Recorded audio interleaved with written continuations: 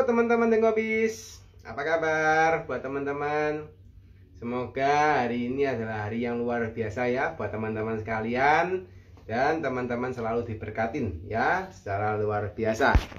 Oke, hari ini kita akan live guys seperti biasa di acara Dengobis ya. Hari ini kita akan ngobrol-ngobrol santai ya, membahas soal industri UMKM. Dan hari ini kita akan ngobrol soal industri keripik ya. Kita akan ngobrol dengan Kak Sinta ya. Saya anu dulu. Oke, Kak Sinta sudah join ternyata ya. Join ya. So hari ini kita akan ngobrol panjang lebar terkait dengan industri keripik guys ya. Kita akan tanya selak beluknya gimana sih industri keripik dan suka dukanya gimana sih ya gitu ya. Dan teman-teman boleh belajar ya karena ini bisa sebagai ini ya, benchmark atau sebagai pembelajaran teman-teman gitu ya, supaya kalian juga ngerti, oh ternyata industri keripik seperti ini nih gitu ya. Siapa tahu teman-teman nanti bisa mungkin termotivasi untuk membuat hal tersebut, atau mungkin bisa belajar ya terkait dengan bagaimana industri keripik ini bisa sebagai salah satu itu ya penunjang dan pendukung UMKM agar bisa bertumbuh dan bisa bermanfaat untuk Indonesia ya. Nah, buat teman-teman mungkin ini adalah kalau enggak salah ini IG live kita terakhir ya di tahun ini, karena ini sudah menginjak akhir tahun dan tahun depan kebetulan The Consulting kita akan mengadakan rapat kerja tahunan. Jadi full kita ada 4 hari di luar kota. Jadi kita mungkin minggu depan kita nggak akan ada live ya. Jadi ini rasanya ini adalah event terakhir kita untuk live ya. Kalau webinar juga ingat saya juga enggak ada, dan ini adalah event terakhir ya. Wih, gak kerasa ya guys, sudah setahun ya. Tapi tungguin guys, tahun depan kita pasti banyak kegiatan-kegiatan yang lain ya, event-event yang lain yang luar biasa yang kami juga akan persembahkan buat teman-teman dalam rangka membantu teman-teman agar bisnisnya bisa semakin bertumbuh, berkembang, dan akhirnya teman-teman juga bisa menjadi dampak juga bisnisnya terhadap masyarakat Indonesia ya, dan terhadap negeri tercinta kita ini ya. Oke guys, kita akan undang Kak Sinta ya untuk live dengan kita di IG Live hari ini.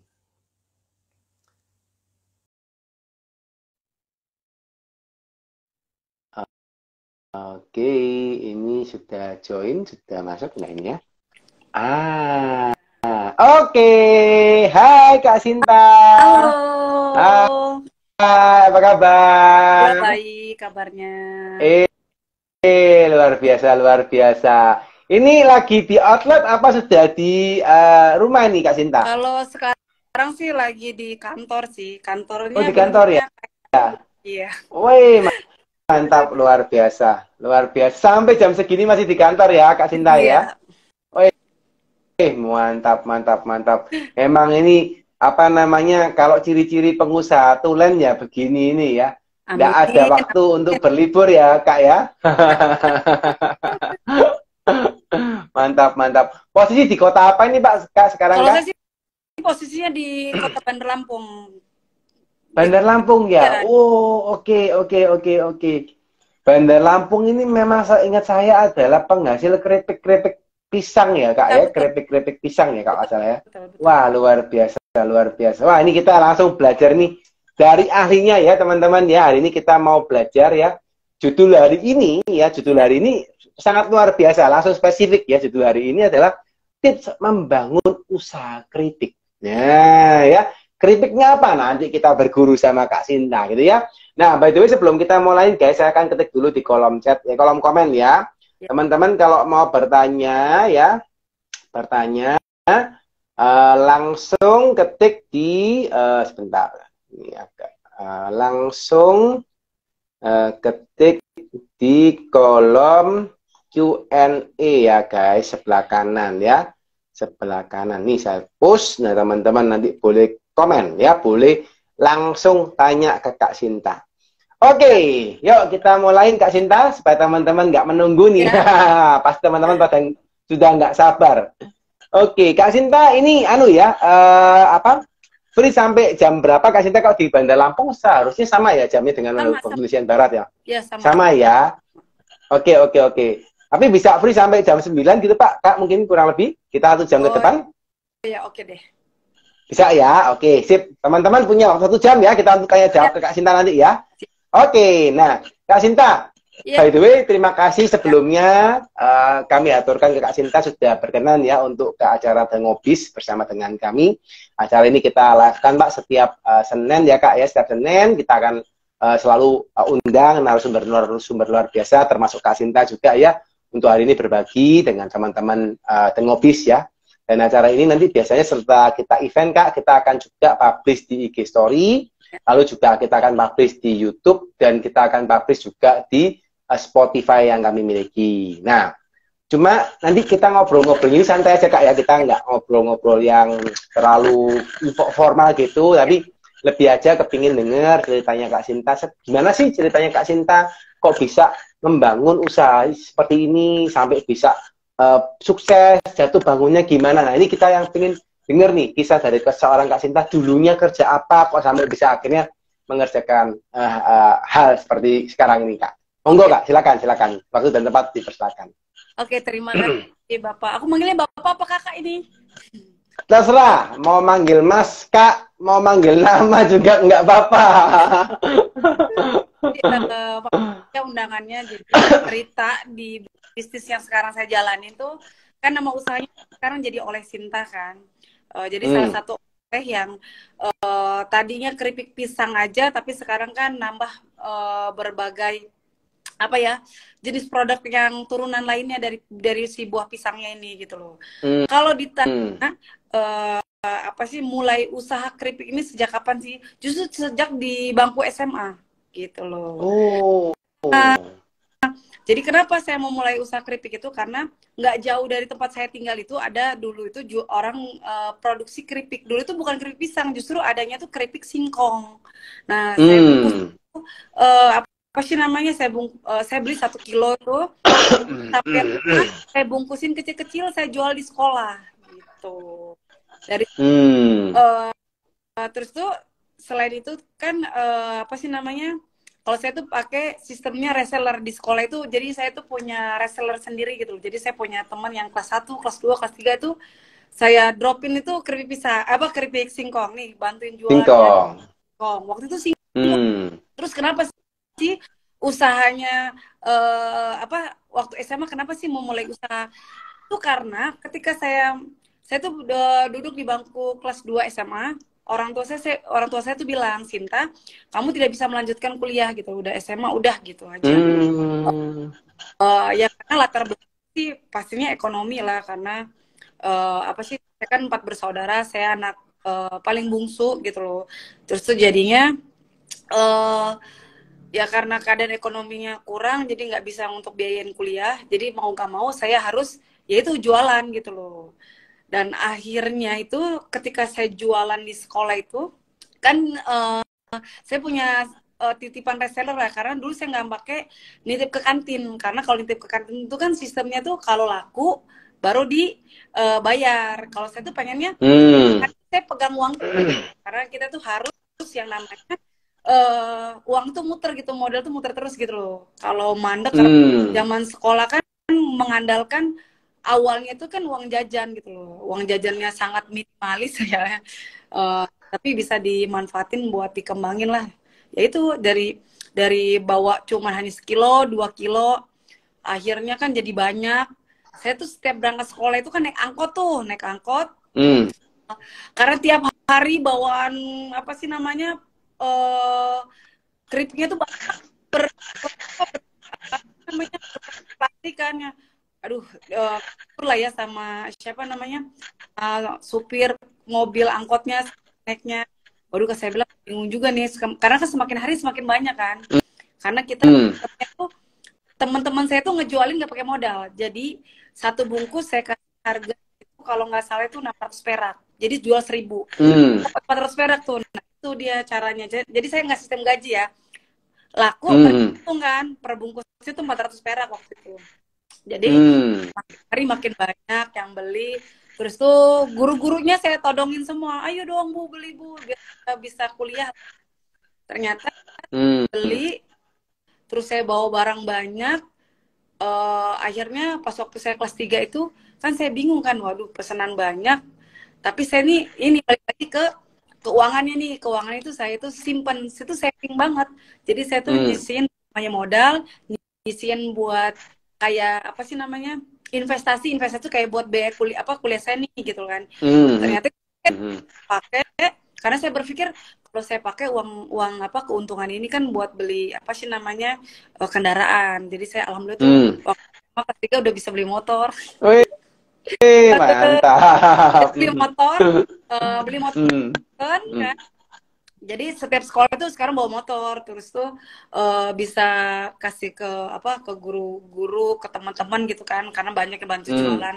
Karena seiring jalan kan repot kan kalau kita selalu bawa barang banyak kan. Aduh, kayak mana yang mikir lagi penjualan ini, kita nggak mungkin dong bawain barang terus gitu loh. Akhirnya saya sewa tempat ukuran dua kalau nggak salah, itu kios kecil lah, kios bekas orang usaha pakan burung gitu, itu saya pakai buat jualan keripik. Waktu sebulan 300 di pinggir jalan, ya responnya bagus lah alhamdulillah.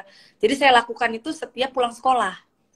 Tuh setiap pulang sekolah tuh dari jam 1 sampai jam 9 malam gitu loh.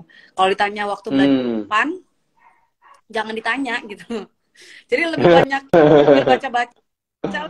Ya kadang sedih sih ngeliat temen saya tuh pada sibuk les di luar kan. Kalau saya tuh jualan. Aduh, karena kebetulan tempat saya jualan ini kan lintas apa sih namanya, angkot lewat gitu loh. Ya kadang kalau flash juga sih. Waduh, saya ngeliat, oh teman-teman saya pada les, saya masih jualan aja. Saking gitu pengen biar ada biaya buat masuk kuliah kan. Ya terus lambat laun ya alhamdulillah dalam perjalanan saya bisa kuliah kan dari hasil usaha.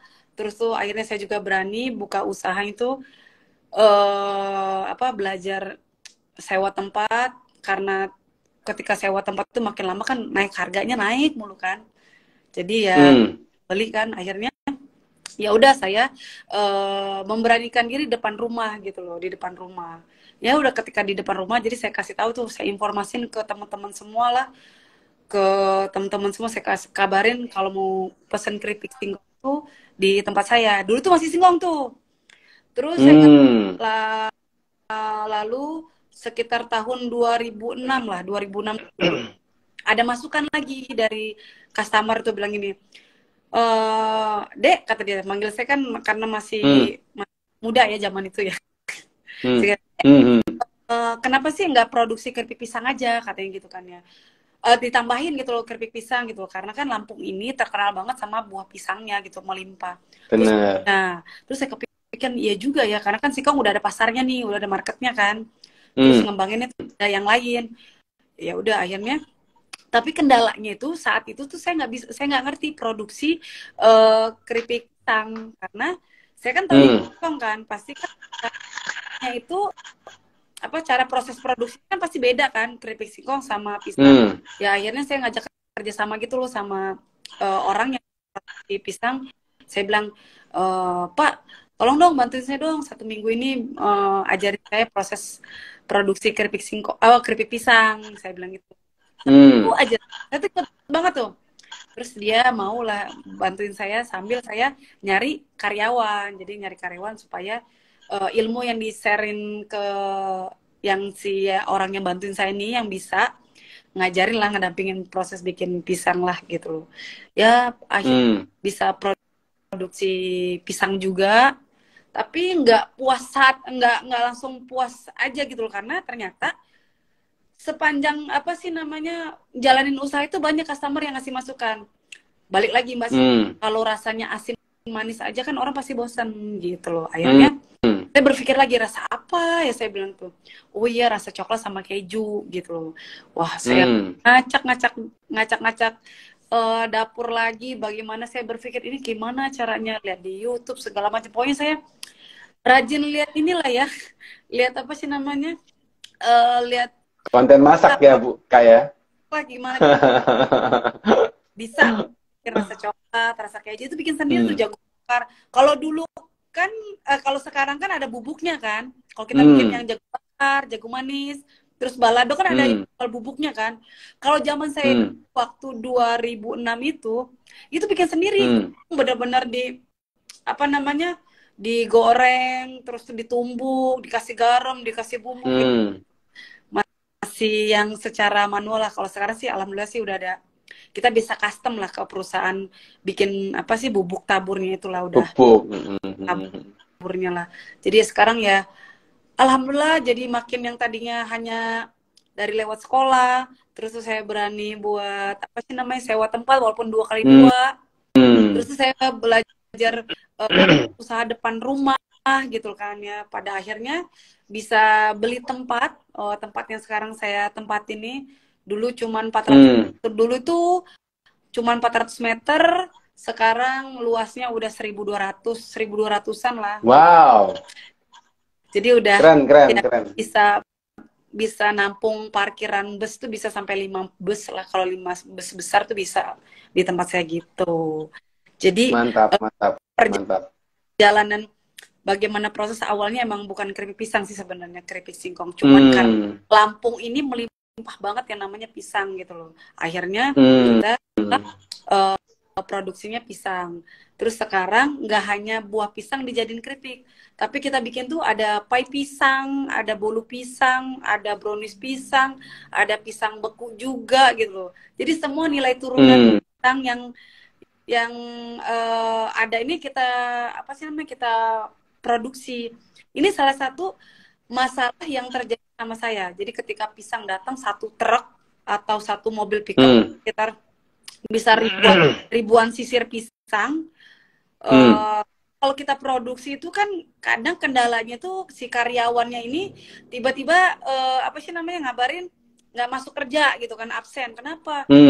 Sakit entah apa. Akhirnya kan buah pisang itu kan jadi matang gitu loh. Nah itu yang jadi peluang. Jadi saya mikirnya jadi makanya adalah tuh kepikiran akhirnya bikin bolu. Walaupun saya bisa masak, sebenarnya nggak bisa masak. Ya saya sih belajar karena saya tuh sering action aja. Jadi kalau bisnis itu intinya adalah action. Jadi kalau saya bilang ya udah saya ada bisnis, ya udah saya pelajarin lah sampai berhasil. Karena waktu itu zamannya saya itu kan belum kayak sekarang. Banyak chef mendampingi ya kan. Banyak mentor tuh. Kadang temen yang punya usaha bisa sharing, bisa kita nanya tuh dia mau sharing sama kita. Kalau zaman dulu tuh, zamannya saya ya, itu semua tertutup. Yang namanya orang itu bakalan usahanya jadi salah satu kompetitor gitu loh. Kalau dulu ya. Yes. Ya kan? Terus kenapa jadinya berkembang juga usaha saya itu karena saya kebetulan waktu saya mahasiswa semester 4, saya itu ikut kompetisi. Saya itu ikut kompetisi 2008 dan nggak nyangka juga bakalan jadi salah satu pemenang tingkat nasional gitu. Wow, keren. 2008 ya Kak waktu Kak ya? 8 tuh, masih mahasiswa.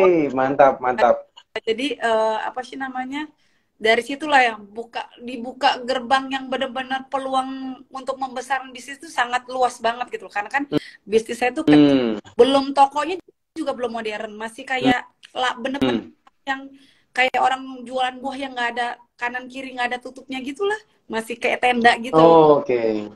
Yes. Saya jadi pemenang kan saya dapat coaching, mentoring, saya tuh dapat apa sih namanya kayak upgrade skill kayak permasakan juga, pokoknya semua tuh didampingin lah, termasuk ikut pameran di tingkat nasional sampai internasional lah, sampai negara kita ikut pameran keripik pisang ini gitu loh. Jadi memperkenalkan sangat dibantu lah gitu loh. Kalau secara besarnya kelihatannya kayak nggak ada tantangan ya, biasa-biasa aja ya. Tapi di semua sebenarnya apa sih namanya banyak masalah, kendala bisnis besar kan. Apa itu Kak? Iya, jadi saya tuh pernah bangun tempat usaha itu sampai bikin 4 cabang ceritanya.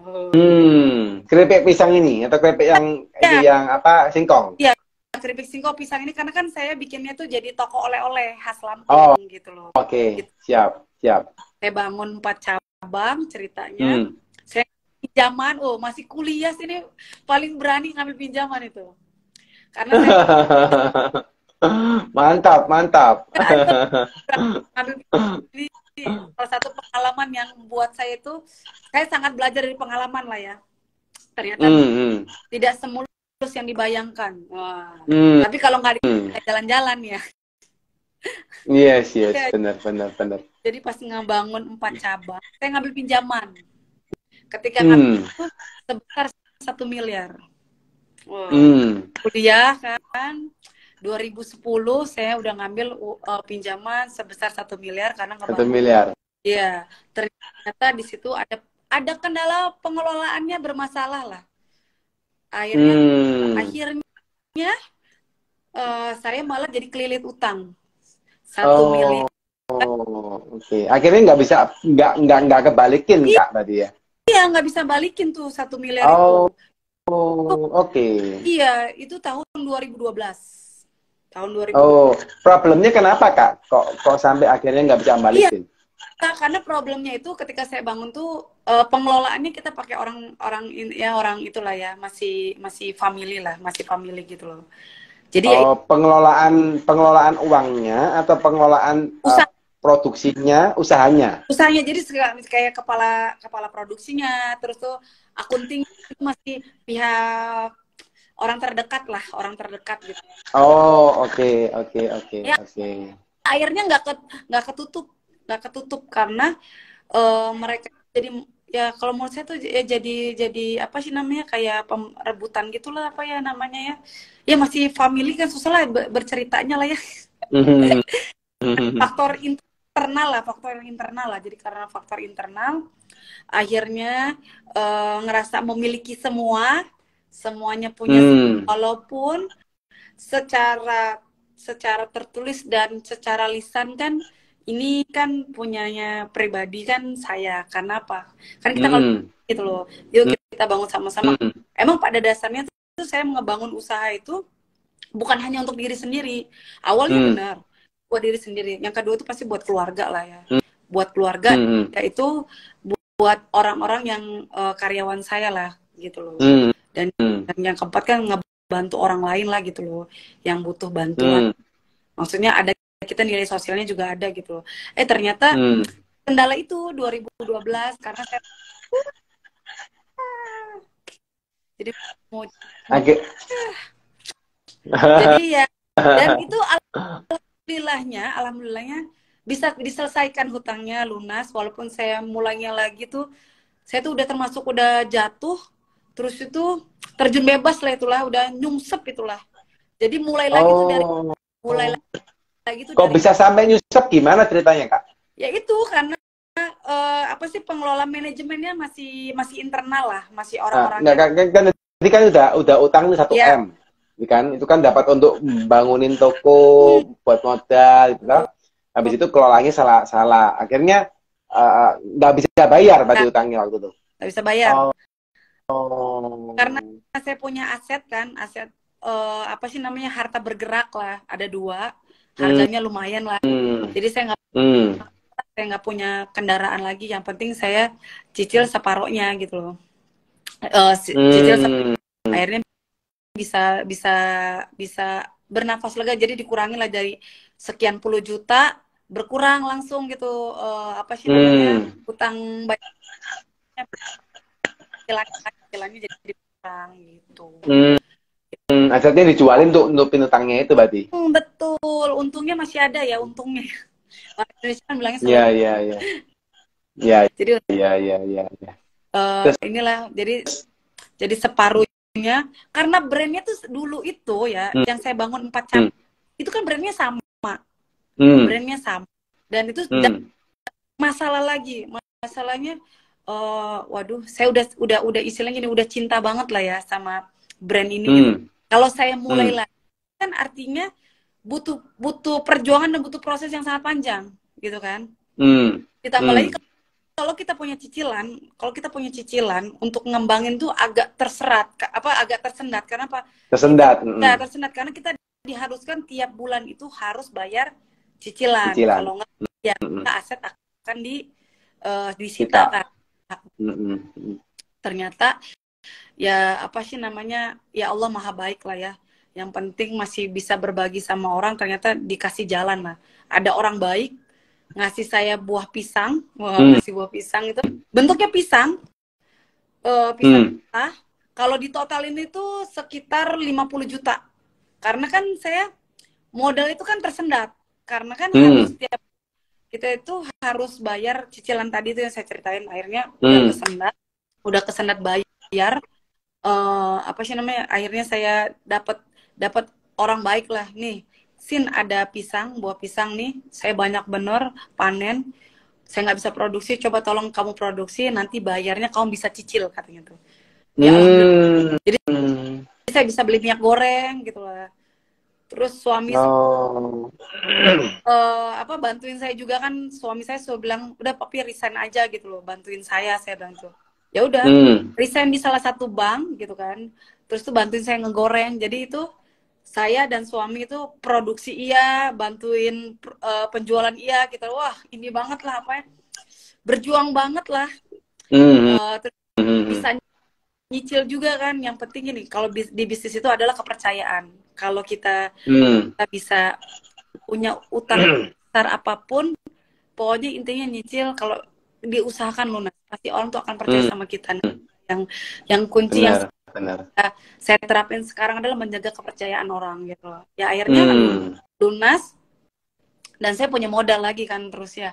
Ya akhirnya 2 tahun dari tenggelamnya saya lah, dari minus itu, ya sekarang hutangnya udah lunas. Nah, terus alhamdulillah sekarang sudah bisa ngebangun gedung, jadi saya ngebangun gedung tempat pertemuan lah, aula lah. Jadi orang kalau datang belanja tempat saya itu nggak mesti langsung belanja, tapi mereka itu bisa lihat proses produksi. Terus kita tuh ada yang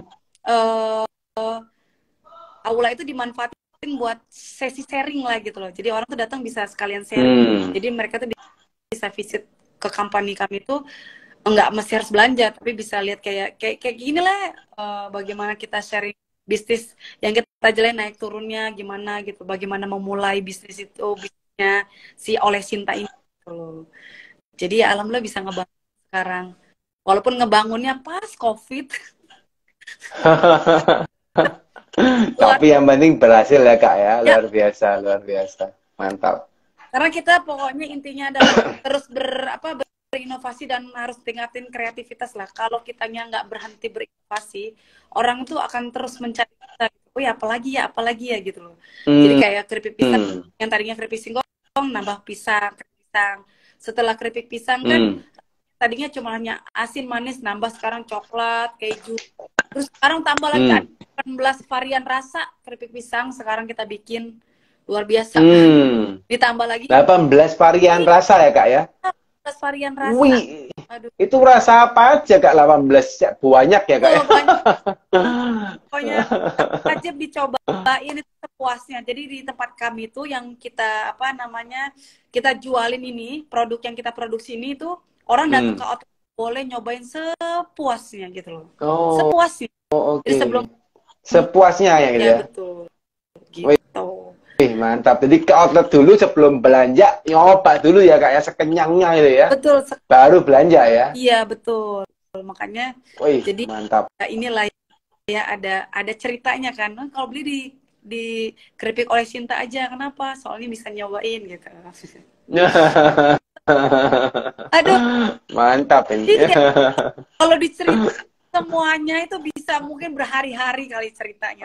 Mantap, ini kita buat ngobrolnya sesi ya Kak ya, session ya nanti ya. Oke. Kadang bisa bikin bisa bikin haru karena ya, saya nggak nyangka saya orang yang terbilang keadaan ekonominya tuh sangat sangat ya bisa dibilangin orang bilang miskin lah gitu kan ya. Tapi miskin itu bukan jadi bagian kita untuk mengeluh, untuk tidak berusaha. Justru jadi motivasi kita loh, pembuktian kita pasti berhasil. Yang penting lo jangan malu untuk melakukan untuk ngejalanin. Kalau selama itu halal, jalanin gitu loh. Kadang kan orang belum mulai sudah malu duluan. Kalau saya sih ya nggak masalah, penting saya tidak menyusahkan orang lain. Saya sih berpikirnya gitu. Jadi sebenarnya orang nggak mampu itu bukan tidak punya kesempatan, punya kesempatan. Hmm. Buktinya kok. Karena saya pernah ngerasain, ayah saya kan kerja di bengkel. Saya dari Hmm. itu, saya itu sudah bantuin ayah saya di bengkel. Saya tuh bisa ngelas, Hmm. bisa motongin motongin besi, kerjaannya belanja ke toko besi. Tapi karena saya berpikir perempuan kalau di bengkel itu kan nggak baiknya apa? Karena kalau nanti jodohnya susah juga ya. Karena kan Hmm. nanti kan nggak ini ya, hitam banget. Saya pernah tuh sampai hitam. Jadi Iya juga, bener. caranya supaya Hmm. bisa apa sih namanya, bisa ningkatin perekonomian tuh masih banyak cara lain. Nggak mesti kita itu produksi sendiri gitu loh. Karena awalnya juga saya nggak produksi sendiri, saya ngambil sama orang, saya bungkusin lagi, saya jualin. Kalau dulu kan belum ada marketplace, Hmm. semuanya itu terbatas, hanya mengandalkan Hmm. teman-teman dan relasi aja sebenarnya gitu. Kalau sekarang sih terbuka luas lah, jadi nggak boleh yang namanya ngeluh ngerasa ih gua nggak ada modal loh, ih gua nggak ada kemampuan loh, apa kabarnya Hmm. saya bisa produksi, saya ini nggak bisa masak. Tapi akhirnya apa, sekarang tuh justru saya nambah lagi catering masak-masak gitu, Hmm.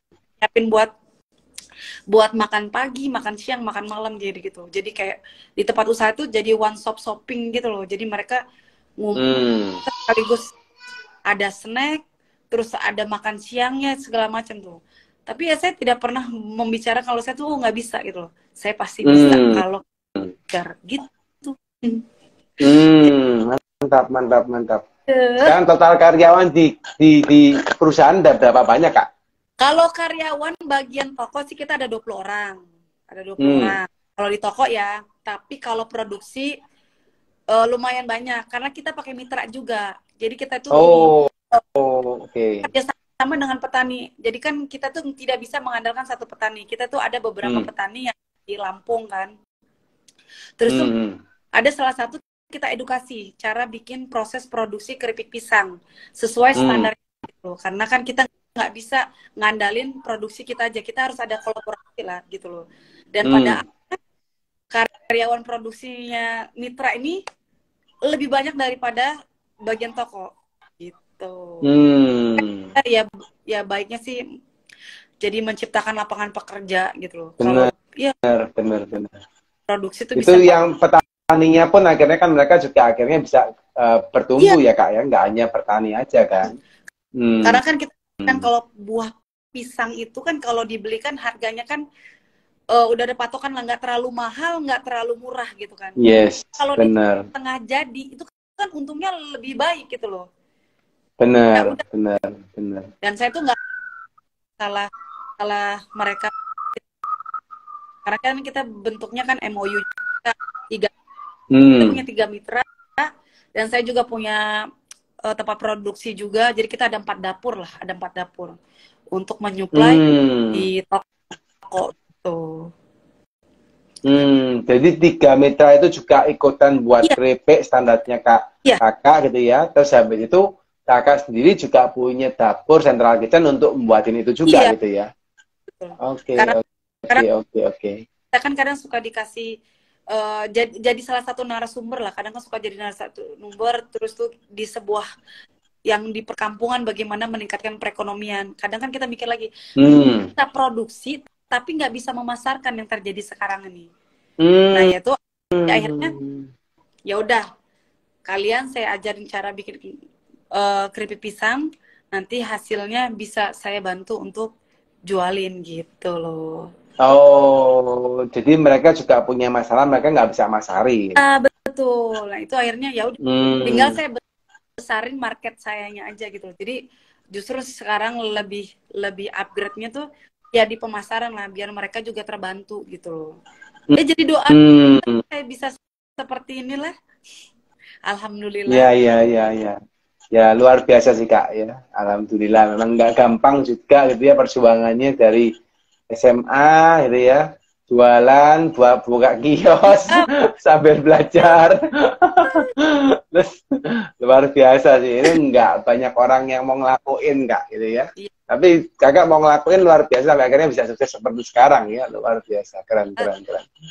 Nah, Kak, kalau total-total gitu perjalanan dari awal ngerjakan keripik singkong sampai sekarang berarti sudah berapa puluh tahun berarti ya, Kak ya? Udah 17 kayaknya. Sweet 17 saya dulu. 17 ya, Kak ya? Wih, Sweet 17 ya. 17 tahun berusaha mulai dari SMA Ya, gitu ya. Menurut Kakak gitu ya, selama 17 tahun tuh apa sih Kak yang hal yang paling sulit gitu ya ketika Kakak menjadi seorang pengusaha? yang paling sulit. Yang paling sulit, wah, yang paling sulit Hmm. saya adalah yang pasti kalau pribadi kalau saya sih di bisnis itu kalau saya tuh bener-bener merekrutnya itu dari pihak luar. Jadi kayak kita itu buka lowongan pekerjaan gitu. Jadi kita bener-bener Hmm. orang HRD-nya sendiri gitu loh. Kalau pihak internal keluarga itu berat, apalagi Hmm. temen. Kalau buat saya berat nih. Saya Hmm. pernah ngerekrut temen saya sebagai kayak pengelola toko lah ya, apa sih manajernya lah. Ternyata Hmm. negur nggak ditegur salah. Jadi bumerang buat kita sendiri, termasuk keluarga juga. Iya, Waduh, iya. Hmm. angkat tangan deh. Jadi mendingan saya sih pakai pihak luar yang benar-benar saya nggak kenal mereka gitu loh. Hmm. Bagian semuanya orang-orang yang ada di lingkungan tempat saya tinggal. Itu sih karena pernah ngerasain kan, karena oleh Sinta ini, nama keripik oleh Sinta ini juga baru. Kalau oleh Sinta ngebentuknya 2022 ini. Kalau keripiknya itu 2020. Dulunya tuh bukan keripik Sinta, bukan keripik oleh Sinta, adalah namanya. Dan itu yang kadang bikin kita susah move on di bisnis itu. Oh, Karena oke. itu dengan nama brand yang kita bangun seperti apa sih, kita udah bertahun-tahun dan kita harus meninggalkan, kayaknya berat banget gitu lah. Gimana Pak, Kak ceritanya Kak? Kan dulu ada nama lain tuh, gitu ya. Terus sekarang ganti. Ya. Boleh nggak cerita kenapa? Dulu namanya apa, berubah jadi apa, kenapa kok berubah? Iya. Boleh nggak Kak sharing ini? Ya karena tadi itu yang saya bangun empat cabang itu kan pakai namanya yang lain. Saya nggak bisa nyebutin brand lah ya. Karena terus brand lama saya ini jadi rebutan dari pihak internal saya. Dan saya harus melepaskan. Kenapa? Kalau pakai brand yang sama dengan manajemen yang beda-beda, orangnya beda, itu tuh kita pasti kesulitannya apa? Orang kalau customer itu kalau mau belanja, karena kan ada satu toko nih yang saya bener-bener 100% saya yang kelola nih ya, itu ngapain beli di tempatnya Sinta? Mendingan yang di sana, sama aja kok brandnya gitu loh. Itu yang apa sih namanya, pernah susah move on. Saya tuh jadi pernah nangis aja selama 1 minggu itu. Saya nangis aja, ya karena pas saya tuh ragu loh, ini kayak gimana ya kalau orang udah yang lama saya gitu loh. Kalau saya apa benar mereka akan belanja tempat saya gitu loh. Sedangkan saya kan punya utang tuh ya kan, masih ada utang tuh. Itu kayak gimana ya, saya bilang. Terus saya berpikir lagi kayak gimana ya. Jadi kerjaan saya tuh nangis saja. Akhirnya tuh suami saya tuh yang membesarkan hati saya lah. Dia memberikan 2 opsi. Kamu ikut saya, kita bangun bisnis lain di Jakarta. Kebetulan kan suami saya di Jakarta kan. Jakarta bangun usaha, atau kamu bangun lagi dari awal dengan nama yang lain. Mendingan nama kamu aja deh gitu loh. Daripada kamu nangis aja percuma, nggak akan menyelesaikan masalah. Terus saya kan saya besar atas nama yang lama ini loh gitu. Anggaplah bisnis saya namanya keripik si B gitu kan. Saya kan susah kan move on-nya. Mana ya, saya bilang tuh. Terus saya bilang, akhirnya ya udah saya mau opsinya kedua. Saya mau ngebangun lagi namanya Sinta, walaupun itu berat banget. Karena brand baru, orang kan berpikirnya apa ini ya, atau kayaknya kurang enak kan. Orang kan pasti nge-brandingnya itu pasti justru nama yang apa, nama yang udah lama lah ya. Mereka ya, tapi lambat laun ya akhirnya ya kita memberikan strategi marketing lah, akhirnya bisa bangkit lagi gitu loh. Yang tadi nama sih saya tinggalin, walaupun awalnya susah move on, ya kayak masa muda lah, kalau diputusin gimana kan belum langsung belum lupakan ya. Ya. Akhirnya ya Masuk akal, masuk akal. akhirnya bisa move on lah, akhirnya ya sudah bisa move on. Walaupun bisnis yang saya ganti namanya Sinta ini, karena saya modalnya itu terbatas, saya itu tahu nggak pakai apa. Kan kalau sekarang kan pakai standing post lah, udah keren-keren gitu kan. Kalau waktu dulu, waktu saya dapat masalah itu, saya nggak bisa bikin cetak stiker. Jadi kerjaan saya tuh suami disenin, terus besoknya kita ngeprint terus difotokopi. Jadi setiap malam itu orang lain tidur, mungkin kita orang berdua ngeguntingin aja gitu. Mantap. Jadi mantap Kak. Itu kita dikasih apa? Label yang fotokopian di strapless. Sampai pernah ada yang gini. Kebetulan ketemu sama saya, karena kan orang kalau usaha itu kalau ngeliat tuh sukses itu adalah orang yang udah dewasa, orang tua ya kan. Jadi karena ngeliat badan saya kecil kan kayak anak-anak lah ya orang berpikirnya kan. Dek, bilang ya sama yang punya pemilik keripik Sinta ini, kata itu. Kenapa, Bu? Pokoknya bagus kok, kemasannya masih fotokopian, kata gitu kan. Oh iya, Bu, sampaikan sama bosnya, padahal saya kan. Dari nyamar ya Kak ya, nyamar ya. Ya kan karyawan juga banyak kan. Karena kita belum paham belajar bagaimana kita merekrut HRD. Karena nggak mungkin juga kita karena kan saya belum pernah bekerja. Saya tuh nggak punya pengalaman bekerja. Jadi saya nggak ngerti bagaimana cara karyawan. Justru saya banyak suami saya, oh ini kayak gini, sampai kita bentuk ya ada bagian HRD lah, pengrekrutan karyawan segala macam lah. Nah ya kayak gitu. Jadi saya tuh ingat banget, dan itu fotokopian tuh nggak saya buang itu. Yang fotokopian saya gunting. Ya itu jadi salah satu salah satu histori ya Kak ya. Sejarah lah. Bener, sejarah yang menurut saya tuh, oh Sinta, walaupun bisnismu sebesar apapun, ingat kamu nggak boleh sombong gitu. Kamu tetap rendah hati. Jadi ya itu jadi pengingat diri saya lah akhirnya. Dan itu bisa dijalanin gitu loh. Dari itulah tekadnya, akhirnya bisa ngumpulin. Ya balik lagi, di pengelolaan keuangan itu sangat berperan penting. Yaitu kita yang namanya menyisihkan keuangan kita itu buat yang namanya kayak nambahin modal buat itu cetak stiker, cetak standing pots kayak gitu. Jadi itu emang masalah yang saya dapat ini waktu saya pinjem utang 1 miliar ini, yang sempat hampir nggak bisa bayar, mau disita. Itu saya sangat belajar bagaimana saya mengelola keuangan yang baik. Bagaimana cara untuk membesarkan bisnis yang ada itu dengan modal yang ada, yaitu balik lagi di pengelolaan keuangan lah semuanya. Kalau boleh nggak Kak kasih tips-tips gitu Kak untuk teman-teman tuh kan, terutama kan kalau kita lihat di lapangan, UMKM tuh kan paling sering masalah di uang ya Kak ya, kalau sekarang ini gitu ya. Boleh nggak Kak di-sharing gimana sih kalau versinya Kak Sinta sendiri ngatur uang perusahaan sama uang pribadi itu seperti gimana sih Kak kira-kira? Ya kalau saya sih kan keuangan itu kan kita bagi, kita nggak boleh bilangnya sisa ya. Kalau sisa itu nggak ada habisnya, istilahnya kayak kurang aja, kita sisihkan, bahasanya kita sisihkan. Karena kan kita bisa, kita dalam 1 hari ini produksi butuh berapa uangnya.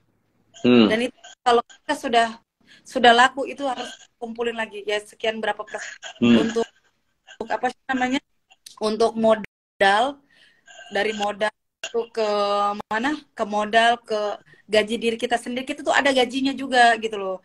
Jangan sampai uang usaha itu dipakai buat konsumtif gitu loh, buat diri kita sendiri gitu loh.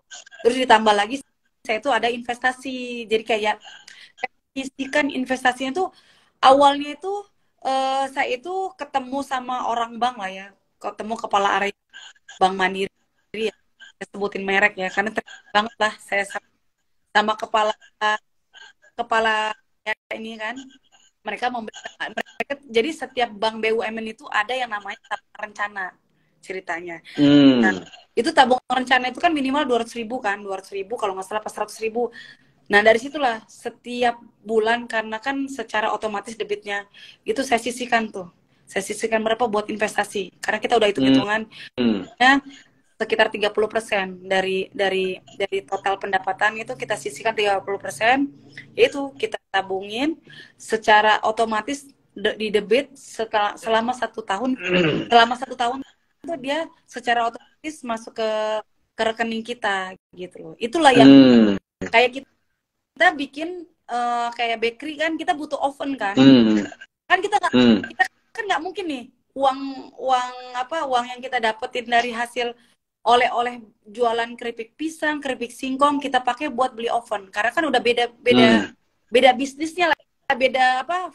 Benar. Ya beda divisinya lah ya, beda jenis produknya, berarti oh ya dapurnya juga terpisah. Yaitu investasi yang 30% dalam 1 bulan tuh saya akhirnya buat peralatan. Oh. Buat pengembangan usaha saya lah. Jadi pengembangan usaha itu tidak pakai uang modal, tapi uang sisihan dari hasil usaha itu. Kadang orang itu berpikirnya gini loh, ya teman-teman lah ya pasti ada lah ya. Mereka itu ngerasa ya uang hasil usaha itu bisa dipakai buat pribadi. Kadang lalai gitu loh. Nah itu yang harus dipisahkan lah gitu loh. Harus ada uang sendiri sih. Jadi kayak uang keluar masuk itu ya secara sederhana itu harus tahu. Jadi kita tahu loh, kalau sebulan ini berapa sih pendapatan kita gitu loh, pengeluaran kita berapa sih gitu. Jadi kita bisa menentukan target ke depannya. Oh berarti misalnya bulan ini kita dapat keuntungan misalnya omsetnya 10 juta. Oh berarti bulan berikutnya 20 juta. Terus kayak gimana caranya? Seperti itu. Biar nyisihinnya itu nambah lagi. Jadi nggak dari 30% jadi 40% gitu loh. Jadi kita kadang kan orang tuh kalau ditanya omset berapa, iya pada paham, iya omset sekian, misalnya 10 juta. Kamu tahu nggak pengeluaran kamu dalam 1 bulan itu berapa? Kadang kan mikir dulu, ya nih, berarti pasti laporan keuangannya amburadul itu pasti. Jadi itu ya, kalau ukurannya bisnis itu untuk mencapai target harus tahu yang namanya laporan keuangan. Baru kita bisa menyisihkan berapanya itu baru ketahuan gitu loh. Yang pasti kalau jadi laporan keuangan tuh wajib ya Kak ya. Semua teman-teman pengusaha itu harus punya ya Kak ya.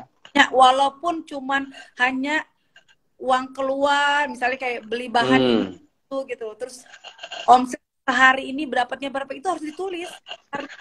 Walaupun kita beli bensin, misalnya kayak kita beli pulsa juga itu karena buat usaha, tetap harus ditulis gitu. Jangan sampai jangan sampai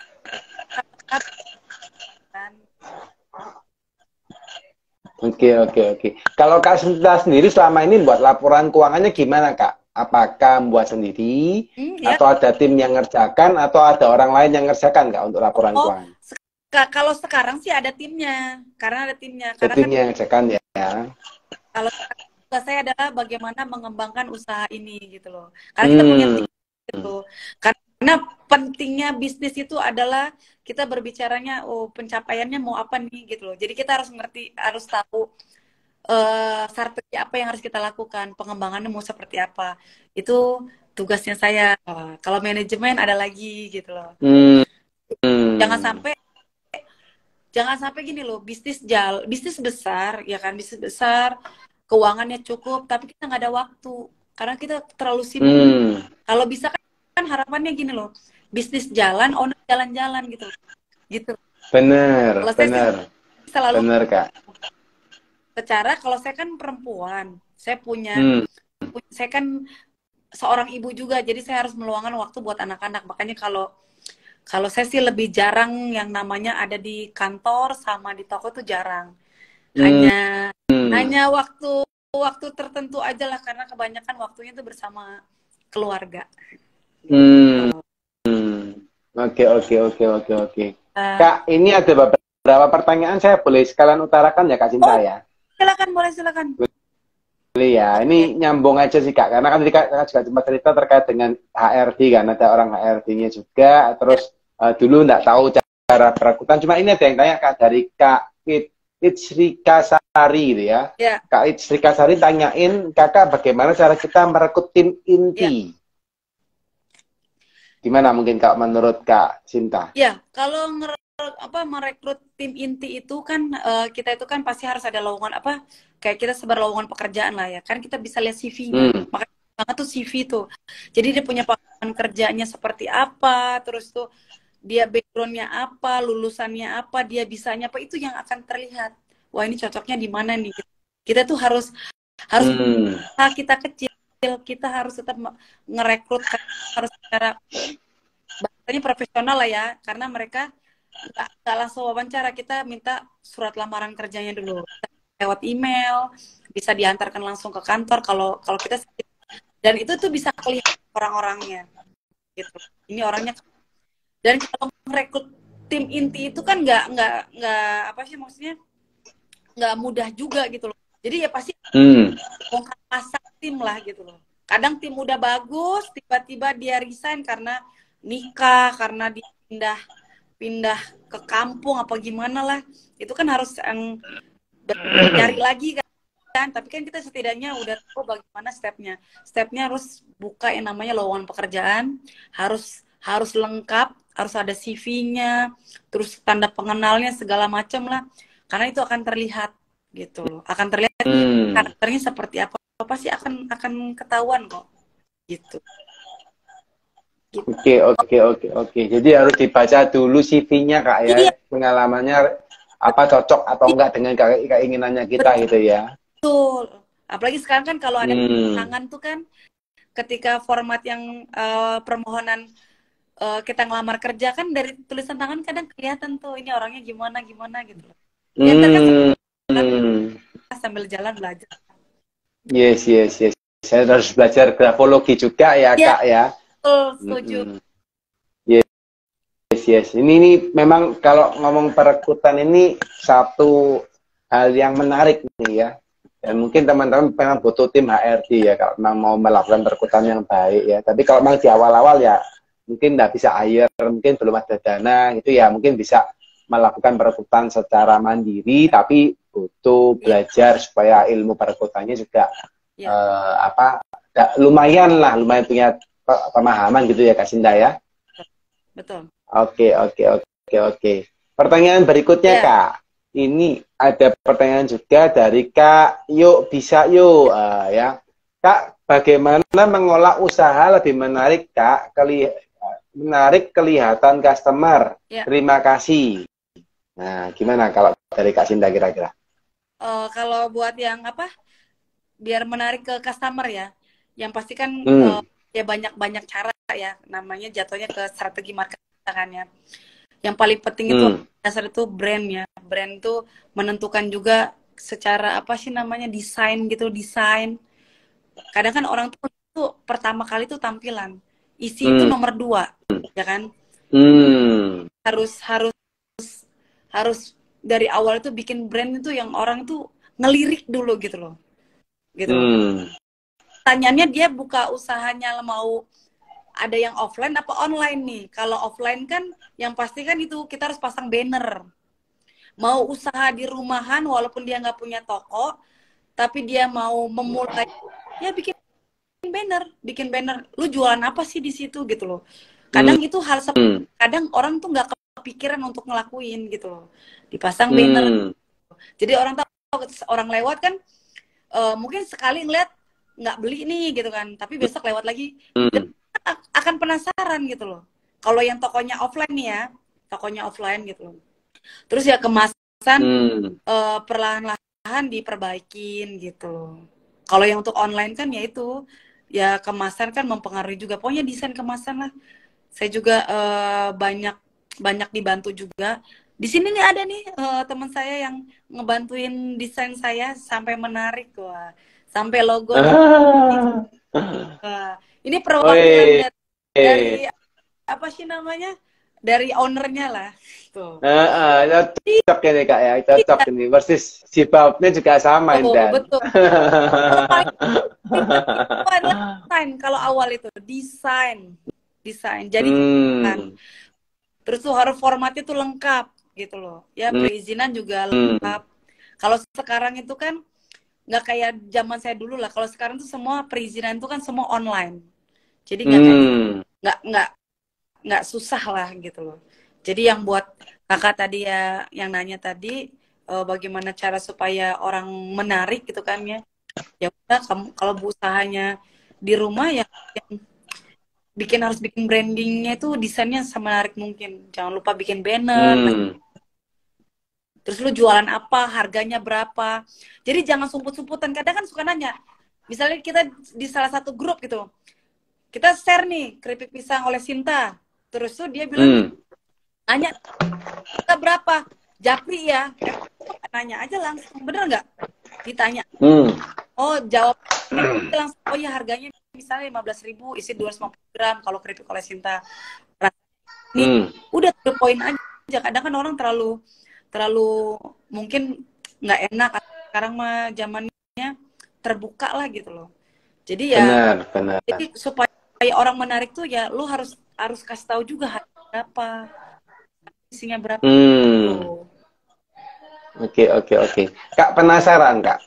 Kalau oleh-oleh keripik ini kan juga bukan hanya oleh Sinta aja kan Pak? Ya. Kak, kalau secara di Lampung kan yang ngerjain gitu ya. Terus gimana tuh Kak caranya Kakak supaya bisa bersaing dengan oleh-oleh yang lain di Lampung? Selain tadi ya makan makan sepuasnya tadi ya. Ya betul. Sebenarnya kan ya tantangan di sekarang aja ya saya ini kan usahanya kan di Jalan Pagar Alam nih, di Jalan Pagar Alam Gang Puku. Terus saya itu posisinya itu kalau dari gerbang jalan utama itu masuk ke dalam itu cukup jauh. Dan kalau dari gerbang masuk itu, masuk yang gangnya itu, kan disebutnya di sini Gang PU tuh. Itu ada 40 gerai usaha yang sama-sama oleh-oleh. Wow. Oleh-oleh 40 gerai. 40 gerai dengan brand yang beda-beda. Itu salah. Wow, dan Kakak hitungannya nggak jauh dari pintu utama ya? Iya, saya itu paling masuk. Kadang orang mikir keripik oleh Sinta ini di mana sih gitu kan? Padahal nanya, itu yang agak masuk. Udah ketemu lampu merah masih lurus lagi. Nah itu yang gimana sih cara bisa mau datang ke tempat saya kan gitu kan? Karena kan kita banyak kompetitor, nggak hanya di Gang PU aja, tapi kompetitor ada yang karena kan bawa nama itu ya, apa sih namanya? Dia sesepuh lah ya. Jadi sebelum saya lahir aja udah jalan tuh usahanya kan. Usaha toko yang brandnya udah besar itu juga jadi salah satu kompetitor. Tapi kalau buat saya sih nggak mikirnya kompetitor. Justru kalau kita merangkul itu kolaborasi. Kalau produk saya nggak ada, saya bisa minta sama yang lain gitu loh. Selama itu sesuai sama apa sih namanya kualitas yang kita. Standarnya kita. Ya, saya sih nggak masalah. Nganggapnya nggak kompetitor kok gitu loh. Karena kalau kita nganggapnya kompetitor kita capek.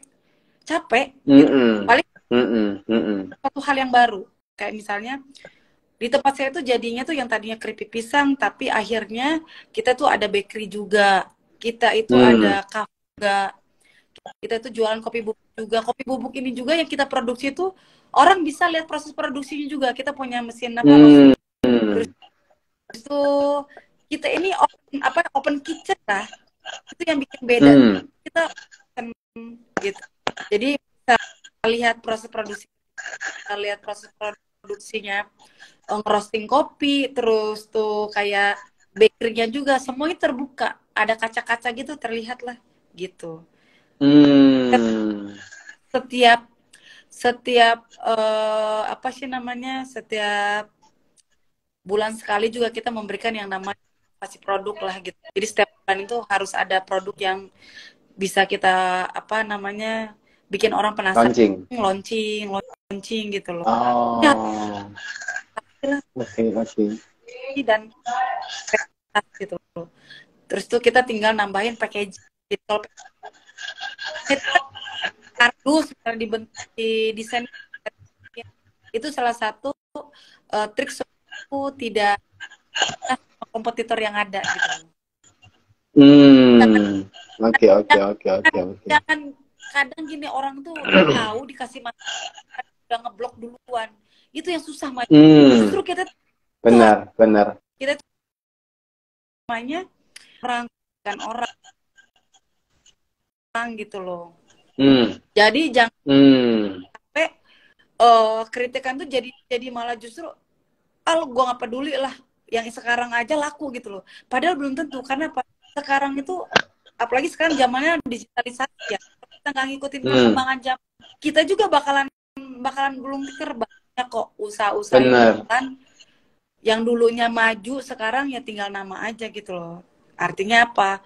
Ya kalian, ya saya selalu berinovasi dan tingkatin kreativitas lah gitu loh. Jadi nggak hanya puasnya bisa lihat proses produksi, sampai orang itu bisa belajar langsung ke tempat saya. Saya sih nggak menutup kemungkinan untuk selalu berbagi ilmu lah. Kalau mau cara bikin proses pisang kayak mana sih yang baik, yang benar, yang berkualitas, monggo gitu loh. Karena apa, menurut saya tuh rezeki kita, yakin lah rezeki kita tidak akan pernah tertukar. Sudah ada pos-posnya gitu loh. Jadi itu yang saya jalanin. Pokoknya harus inovasi, kreativitas, open minded lah. Jangan pernah yang namanya ngerasa ya idealis, ngerasa gue yang paling tahu. Waduh, itu yang bakalan ya hati-hatilah di bisnis gitu. Kalau sudah ngerasa aku yang paling tahu, malah dia berhenti belajar ya Kak ya? Iya, justru kita terus belajar lah. Kalau saya sih sampai selalu belajar dan belajar gitu loh. Nggak pernah. Apalagi nggak ada habisnya kalau di bisnis. Banget, betul. Ilmunya ganti terus tuh. Kak, nyambung lagi Kak. Oke, siap. Ada lagi nih pertanyaan, ini teman-temannya luar biasa nih. Kak, boleh tak ini dari Kak Twin Cici ya, Twin Cici.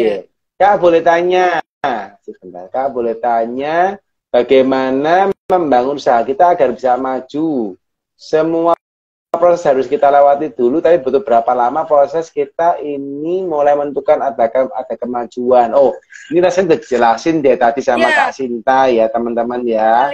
Nanti boleh deh kalau yang mau lihat diputar lagi ya videonya dari awal, dengerin tuh ceritanya Kak Sinta jatuh bangunnya selama 17 tahun gimana ya. Tapi nanti liatin pasti ada selalu manis di akhir gitu ya. Nggak pahit tok, semuanya pasti ada manis. Betul. Itu ya Kak Cie ya, supaya apa namanya ya. Ini aja, ini lebih cocok nih. Ini Kak Rika Sari. Ya. Kak, untuk tim marketing itu gimana sistem penggajiannya? Iya. Kan dia nanya yang untuk tim marketingnya tuh sistem penggajian gimana ya Kak? Kalau saya sih tergantung ya, setiap daerah itu kan beda-beda ya, setiap beda-beda UMR-nya. Terus kita juga nggak nutup kemungkinan kita tuh pakai ya kita kerjasama aja sih sama bahasanya agensi lah gitu loh, marketing kita gitu loh. Sebenarnya kita di marketing kita ngebentuk ini mau yang apa dulu nih gitu loh, mau apa dulu nih, mau produknya apa, mau secara branding gitu kan, secara orang biar datang rame-rame gitu. Kita kan ada timnya nih, ada berbagai macam. Karena kan kita oleh-oleh, kita kayak kita kerja sama dengan pihak tour and travel kan gitu loh. Itu ada tim marketingnya juga tuh, kerjaannya tuh. Gimana caranya yang punya tour and travel ini kalau main ke Lampung itu belanjanya itu di tempat kami yang rombong-rombongannya itu loh.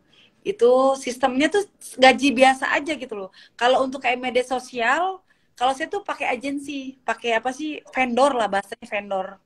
Kalau saya pakai vendor supaya apa? Supaya apa sih namanya, tetap berjalan tapi tetap dimonitoring lah gitu loh. Karena akan terlihat, karena apalagi sekarang kayak misalnya IG ya, Instagram ini kalau secara marketingnya secara apa sih bahasa marketingnya apa ya? Kalau di IG ini kan ada kayak pemberitahuan lah kalau yang bisnis kan, berapa jangkauan apa orang melihat itu gitu loh. Berarti ada yang harus kita tarik lagi, apa harus yang kita lakukan lagi gitu loh di apa sih namanya, di sistem buat apa sih, buat bikin captionnya, bikin IG story-nya segala macam. Pokoknya sistem copywriting-nya gitu loh. Jadi kalau saya sih ngejalaninnya ya sistem penggajiannya gimana, ya kita sistem UMR. Kalau saya sih UMR gitu loh, UMR itu ditambah lagi apa namanya, ada sistem yang digital apa ya, medsos juga gitu loh. Karena di tim marketing ini penggajiannya gimana juga itu kan kelihatan dari targetnya. Karena apa? Kalau caranya tim marketing berarti dia harus punya target. Oke, satu bulan ini kita ngebentuk tim nih, misalnya bagian ya bukan media sosial lah, bagian yang admin lah. Admin kita ini kan tim marketing kan. Nah, ya udah kita lihat secara apa, karena kan kita ada sistem apa sih namanya itu, pencatatan ya. Jadi kita punya catatan yang namanya penjualan online, offline itu kita ada semua tuh. Nah, kalau di misalnya di online kita tuh kelihatan tuh, oh omsetnya berapa, targetnya kecapai nggak. Nah, itu balik lagi ke diri kita, mau ngasihnya berapa. Biasanya sih kita ada bonus juga sih, kita biasanya ada bonus. Yang marketing yang offline ini loh, yang kerjaannya mengurusi apa sih namanya, customer lama, customer yang tour and travel gitu loh. Ada feel kalau dia mencapai target. Jadi kita tuh intinya adalah untuk ngasih gaji itu harus sesuai sama target kita mau berapa gitu, baru kita bisa nentuin. Kalau nggak ada target ya kita kayak ngawang aja, ya bingung kan, ngasih gede omsetnya kecil tuh kayak gimana coba gitu loh. Jadi kita menyesuaikan sebenarnya, balik lagi ke diri kita. Yuk kita butuh tim, bisa kasih gaji berapa ya, sama-sama nanti tinggal bikin deal-dealan aja lah, bikin deal-dealan sama tim marketingnya gitu loh, MOU-nya kayak gimana gitu loh. Itu yang paling penting adalah berkomunikasinya ke timnya gimana gitu loh, supaya tim marketing. Kalau kita nggak punya tim marketing juga repot. Nggak mungkin kita ini ngerjain semuanya tuh sendiri, nggak mungkin. Karena kita punya kesibukan kan. Apalagi seorang bapak juga punya kesibukan masing-masing gitu. Benar. Udah ya, ini jawab panjang lebar jelasin sama Kak Sinta, lengkap banget ya. Itu daging semua guys, daging pisang bukan kulitnya ya guys ya. Oke, ada lagi nggak pertanyaan? Oke, nggak ada nih. Ini nggak kerasa kita ngomong udah sejam lebih nih Pak Kak. Udah jam 9 lebih. Tapi ini senang banget sih, aku dengerin aja sebagai ini ya pendampingnya Kakak ya, aku ikut dengerin tuh rasanya Kakak ceritanya asik banget sih soalnya.